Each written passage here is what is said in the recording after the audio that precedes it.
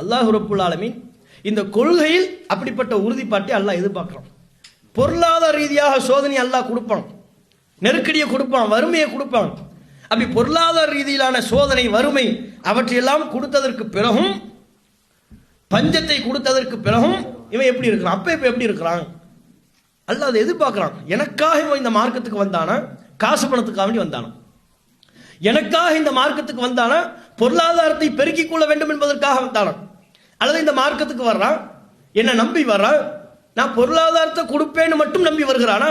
அதில் நான் ஒரு சோதனையை கொடுத்தால் அதற்கு பிறகும் என்னை பற்றியான அவனது நம்பிக்கை உறுதியா இருக்கா? அல்லாஹ் பார்க்கிறான். பொருளாதாரத்தில் சோதனை வரும்.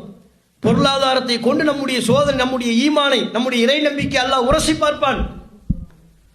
அப்படி உரசி பார்க்கும் போது தானே பல பேர் விழுந்து விடுகிறார்கள். நபிகள் நாயகம் ஸல்லல்லாஹு அலைஹி வஸல்லம் அவருடைய காலகட்டத்தில் நபிகள் நாயகத்தால் உருவாக்கப்பட்ட பல நபித்தோழர்கள் பல்வேறு பொருளாதார ரீதியாக, உயிர் ரீதியாக எந்த சோதனைகள் ஏற்பட்ட போதிலும் கூட ஒரு சிலரை தவிர பலரும் தங்களது ஈமானிய உறுதிப்பாட்டை வெளிப்படுத்தினார்கள். பொருளாதாரம்லாம் அவங்களுக்கு ஒரு டாபிக்கே இல்லை. அந்த அளவுக்கு ஈமான், இறை நம்பிக்கை.